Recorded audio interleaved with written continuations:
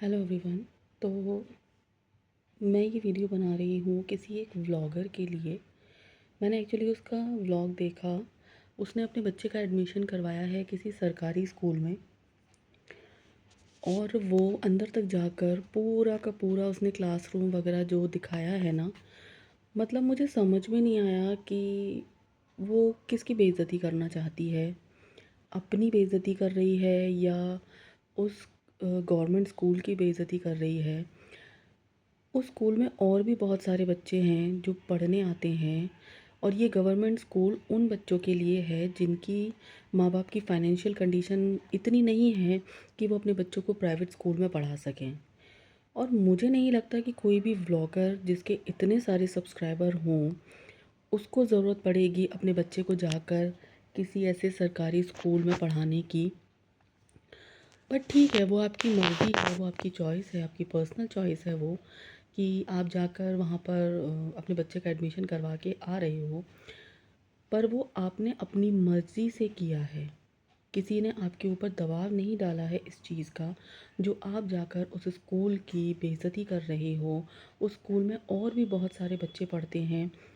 क्या इम्पैक्ट, क्या इम्प्रेशन पड़ेगा और लोगों के ऊपर, जो लोग आगे जाकर ये सोचते होंगे कि उनको अपने बच्चों को गवर्नमेंट स्कूल में डालना चाहिए। तो मुझे लगता है कि भाई ये बहुत ही गलत जो है हरकत उन्होंने की है। और अगर उनको ये लगता है, वैसे तो मुझे ये लग रहा है कि उन्होंने ये जो चीज़ है ये किसी को मैनिपुलेट करने के लिए की है।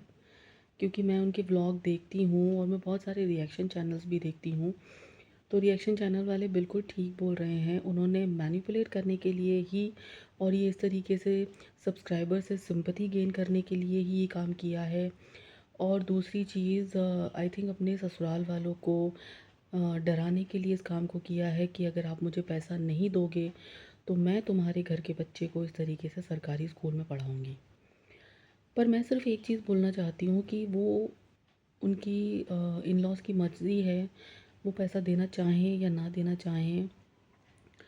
लेकिन वो बहू जिसने अपने सारे रिश्ते ख़त्म कर लिए, अगर तुम उस घर से पैसा चाहती हो, तुम्हें ये लगता है कि ये बच्चा उस घर का बच्चा है, तो तुम्हें उन लोगों का फ़र्ज़ बनता है कि इस बच्चे का खर्चा उठाना।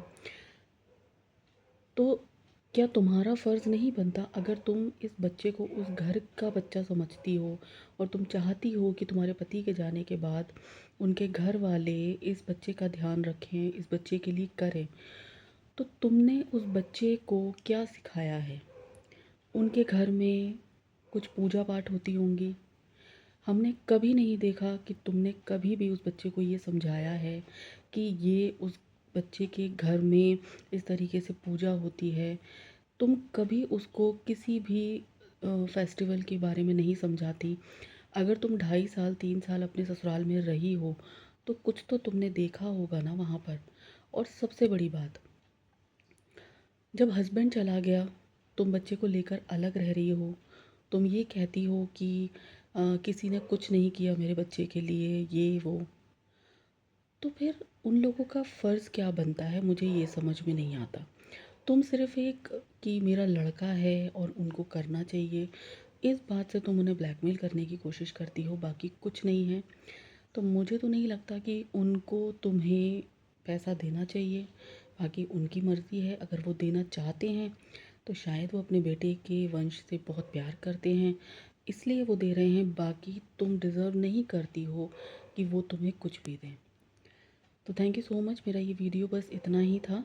आगे अगर कभी मुझे लगा तो मैं और वीडियो बनाऊंगी, और हो सके तो जो भी मेरा वीडियो देखें प्लीज़ मुझे सपोर्ट कीजिएगा, और मेरे चैनल को सब्सक्राइब कीजिएगा। Thank you so much.